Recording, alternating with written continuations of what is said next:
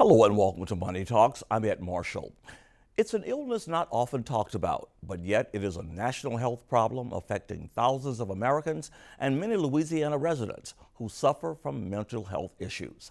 The month of May has been recognized for more than 65 years as Mental Health Month by mental health professionals across America. Authorities are focusing on addressing this year, though, mental health early rather than in what's called stage 4, when symptoms are more severe and a recovery much longer. When we come back, we will talk with mental health experts and what's being done locally to curb the stigma around the subject of mental health. So stay with us.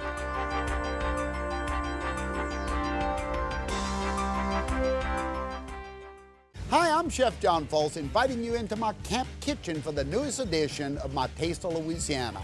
I've spent a lifetime exploring the woods, swamps, and marshes of Louisiana and cooking every variety of wild game imaginable, from the traditional venison, duck, and goose to the exotic foods of the bayou, beaver, raccoon, and alligator. Join me after the hunt on your local public broadcasting station.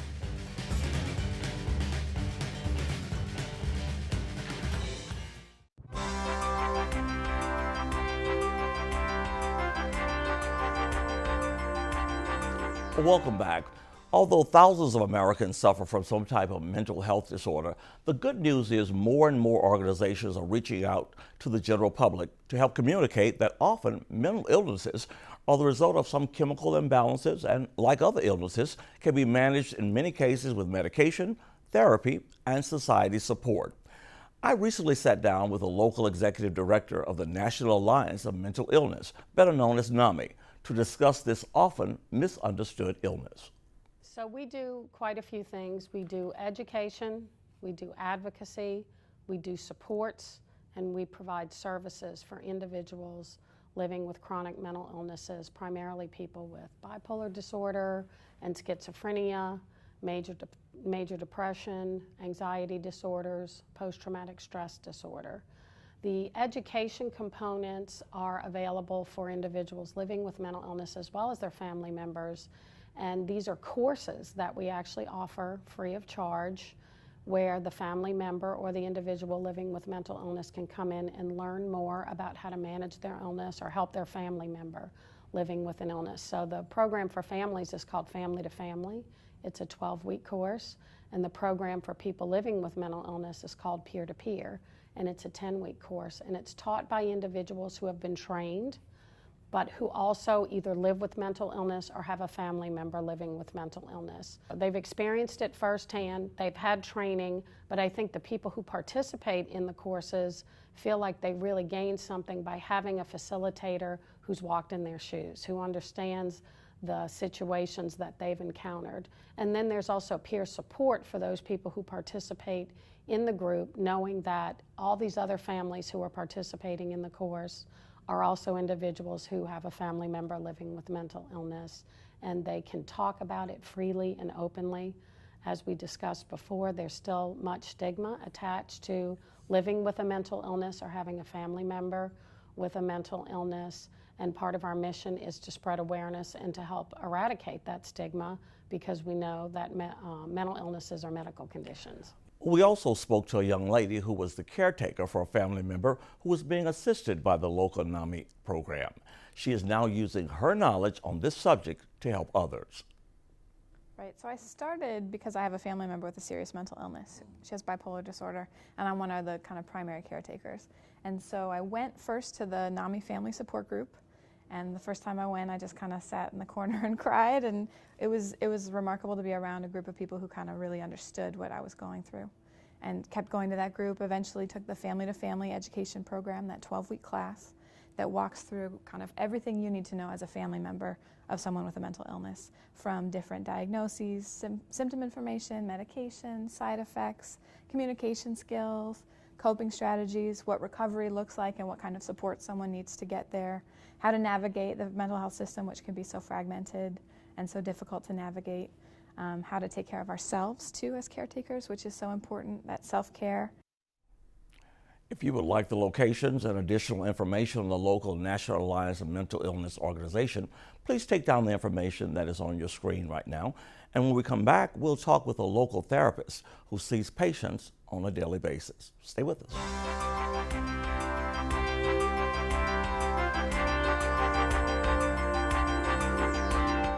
Classical Stretch, the Esmond Technique, is a full body fitness program designed to help you lose weight, slenderize your body, relieve pain, and increase your energy. Whether you're 30 or 60, this scientifically designed strengthening and flexibility program will improve your posture, prevent injuries, and best of all, slow down the aging process. Join me for a Classical Stretch workout. Sundays at 7:30 a.m. on WLAE.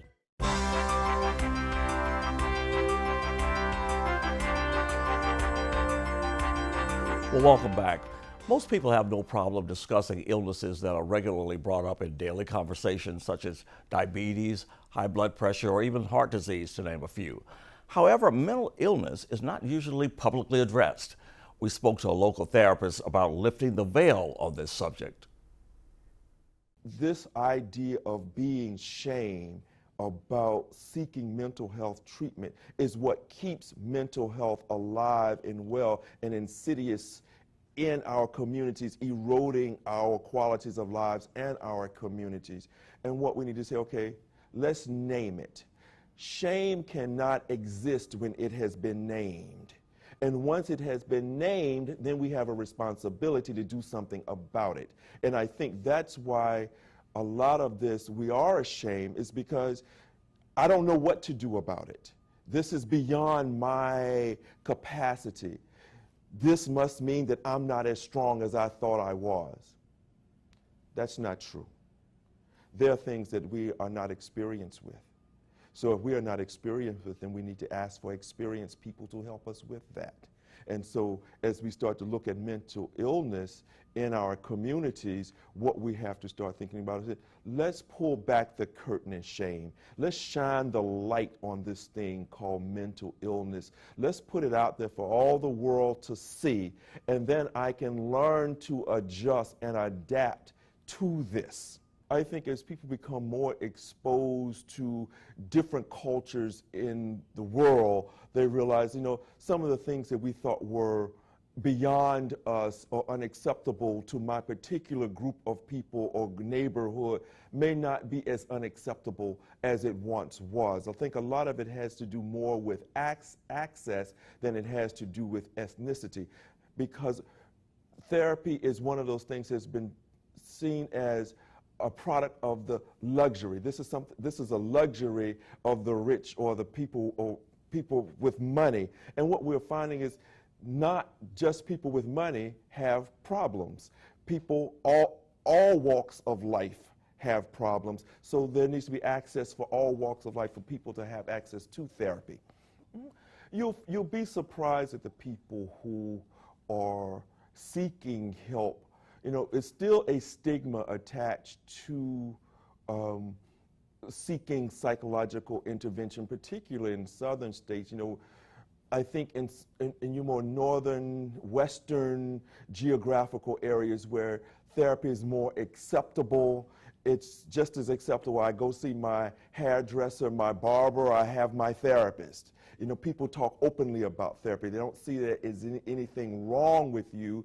They use therapy in the context of, I'm trying to discover things to make my life better, as opposed to some geographical areas, particularly in our local communities, where people say, well, if I go see a therapist, it must be something wrong with me. I don't want people to know that something's wrong with me, without the full knowledge that the people that you're hiding from are the very few people who are in therapy themselves.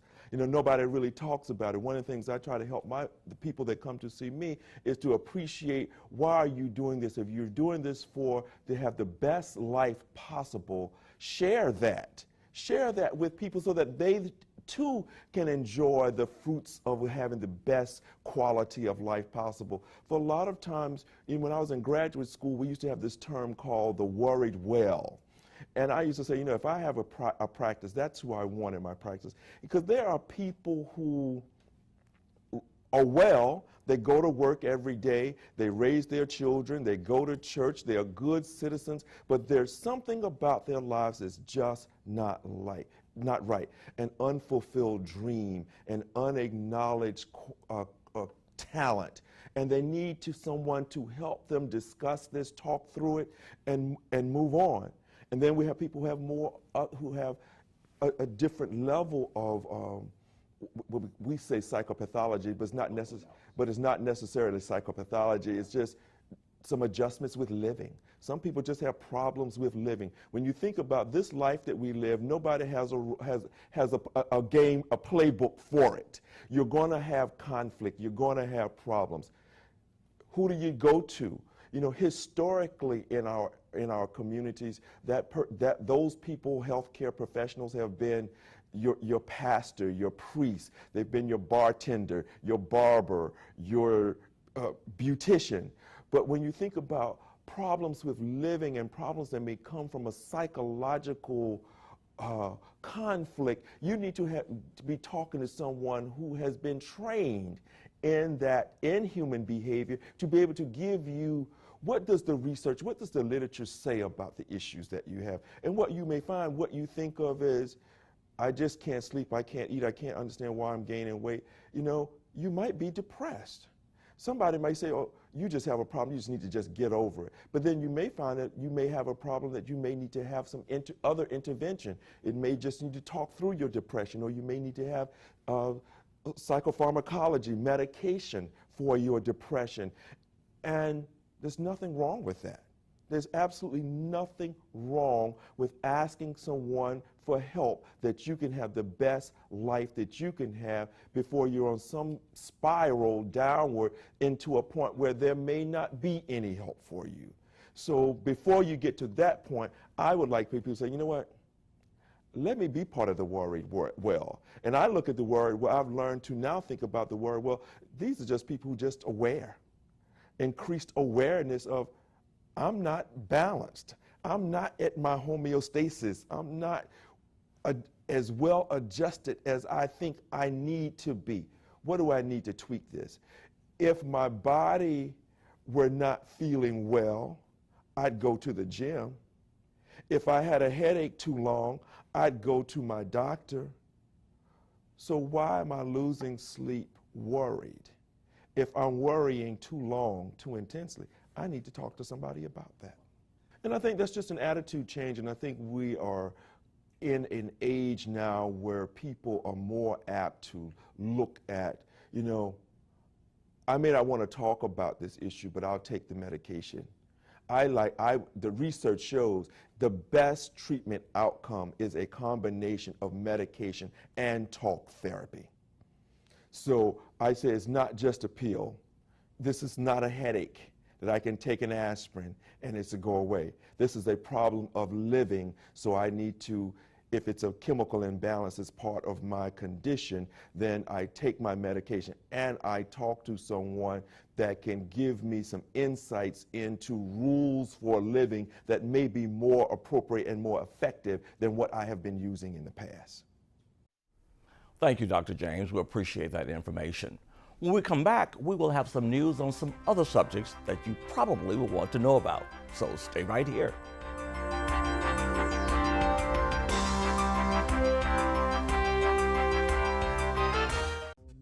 The following is another school of excellence from the First NBC Bank Tuition Auction.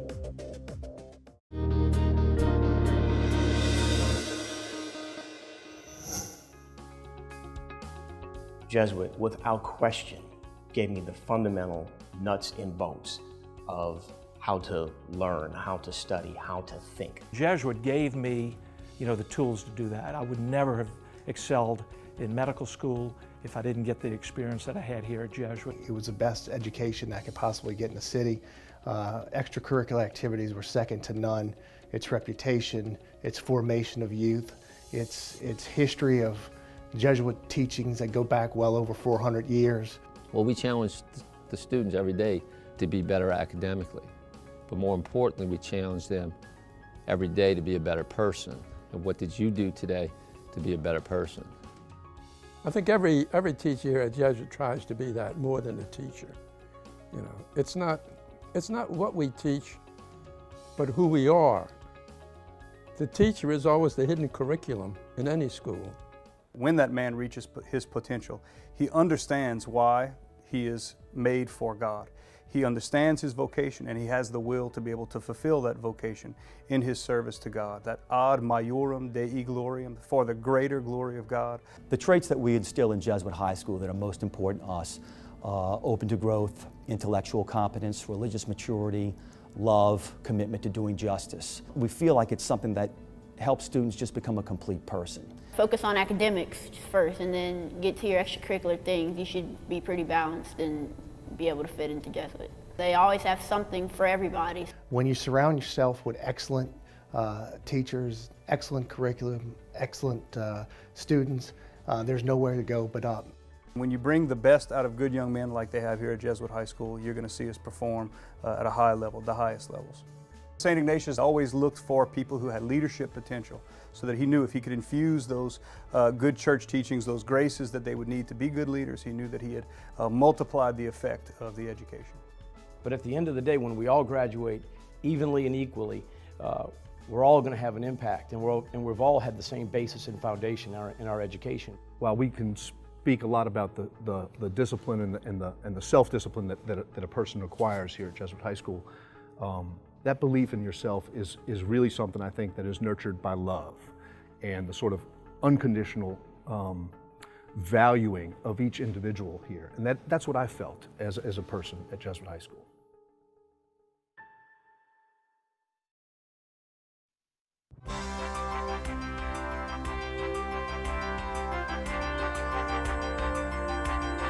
And we're back. Well, local community leader Ashton Ryan is asked each month on this program for his opinion on issues our viewers want to know about. This month, the question comes from Leila Cormier of Edgard. She wants to know if local politics will affect what appears to be a growing economy throughout the metropolitan area. Here's Ashton's response. I think I have a philosophy on politics. The less of it, the better. And I will say that double time for bureaucracy. One of my favorite things is the great bureaucracy we created in the political subdivisions and at the state level. We have thousands of people whose job is to stop progress, not to make it go, in the name of whatever the name is. But I really think that this city it is at a great time right now. It has all the economic forces aimed in the same direction, except for oil, which fell off. I think oil will be back. But despite that, the economics of this city are fabulous. Hospitality is fabulous. The port's going to be fabulous. When you look at the petrochemical business, fabulous. The healthcare business, tremendous growth and expansion. Everywhere you look, the city's aimed at the right direction. And I think that it is really a testimony that we have to overcome stuff. Overcome the situation with crime, overcome the situation with governmental bureaucracy and wanting to tax us every time we turn around. You know, forget about the political issue. I think you can be on either side of any issue in politics, but I would tell you frankly that I really believe this city is going to overcome any kind of drag that exists on us, and it's just going to be a great economy. And hopefully we can use that as a time to do the right infrastructure stuff, fix the streets, fix the interstates, fix our infrastructure, surge of water, and use this as a time to fix our education system so that we make decisions that will benefit us, not in the short run, but in the long run. Because New Orleans is on a roll that if it continues, it could be something it's never seen in its history. Well, Ms. Cormier, there's your answer. If you have a question for Ashton, contact us on Facebook at Money Talks with Ed Marshall. Well, let's turn now to some other news. Crime Stoppers and the Crime Stoppers Minute. Crime Stoppers Executive Director Darlene Costanza shared with us how a little girl in Texas started a huge campaign thanking police officers for their service.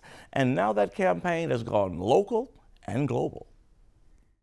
So we brought that same challenge down to the greater New Orleans area, and we are so excited that we have several hundred students, that have participated in the challenge. Now what this is that we gave schools cards for their students to complete, and they simply had to write a wonderful little message to law enforcement, and we're bringing them to the district law enforcement agencies where the school resides. And they're just wonderful. They're really just talking about the way that, you know, this is sacrifice that they give and how they protect their families. And when the law enforcement agents get this, we're asking them to post them up in the district offices. They also, the schools are getting a certificate for participating and an actual badge. So it's been a wonderful experience, just letting kids know the civic reason behind the responsibility that we have as citizens to say thank you. Thank you, Darlene. What a wonderful program. Well, there's more good news, and that good news is coming out of Delgado Community College and its role in the local economy. Delgado executive Rick Schwab shares with us some new happenings at the college in the workforce development area. And with me is a gentleman who makes sure that our first responders are taught the correct way. He is Mr. Rick Schwab with Delgado Community College. He's a senior director at the college. And of course, I have to make sure, because you train so many people, the maritime, the fire, radar, and the industrial training facilities. Welcome to the show. Thank you for having me. Are you on the show a couple of years back? Yeah, a few years back, a few years younger. Yeah. Aren't we all, you know? Yep. Well, Rick, you do one of the major jobs, and I really just kind of shake my head in terms of how much work that you all do in terms of first responders and the people that basically tell our audience, you know, basically what you all's role is in terms of really getting a lot of our first responders ready. Well, you know, we're part of workforce, and Delgado's got a big emphasis on workforce, and you know, being part of the Mississippi River and part of the Gulf of Mexico, we train oil and gas, maritime industry people for industry certifications.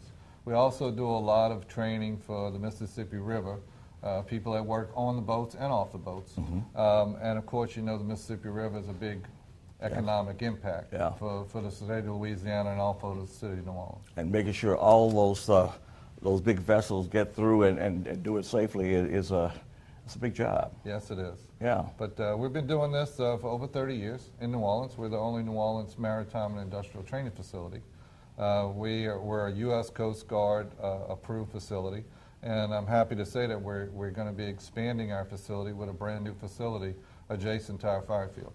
That's what I want to talk about, because a couple of years ago I was at their simulator piece that y'all had. That just blew my mind.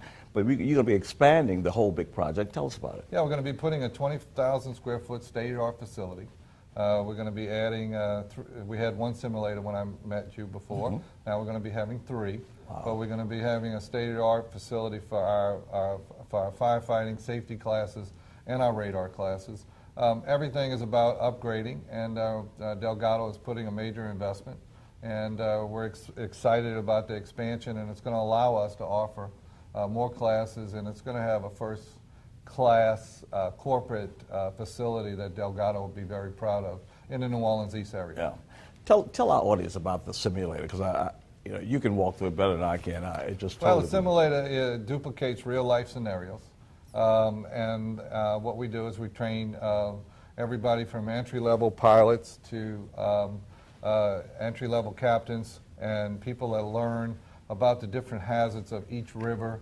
We have multiple waterways, and those people learn those different things. Like right now, they have high river, so we put them on high river situations. Might not have those situations a lot in their span of their career, so we're giving them things to do and learn things on a simulator instead of doing it on a real-life exercises. Right. It's a lot better to crash a simulator than it is to crash a yes, vessel. indeed. You find that you're getting more and more people that are interested in that particular skill? Yes, and the industry itself is going to more simulation, not only for the navigational side, but also for the fire and safety side also. Yeah. Simulation has come a long way. When I came here in 2000, we were the first simulator in the state of Louisiana. Now they have many more simulators in the United States. We were one of the first community colleges with simulation. So we saw the need back then, but the need now is really being brought to another level. As you know, with video and with the gaming industries and everything else, the opportunities for real life scenarios is real. Is an expansion of our knowledge of what we need to do for people, and it gives our not only the older generation but the younger generation a feel of what they need to go to sharpen their skills. Well, that's going to do it for our show for May. Until next month, do something good for someone else. Do something good for yourself and be well. I'm Ed Marshall. Take care of yourself. We'll see you.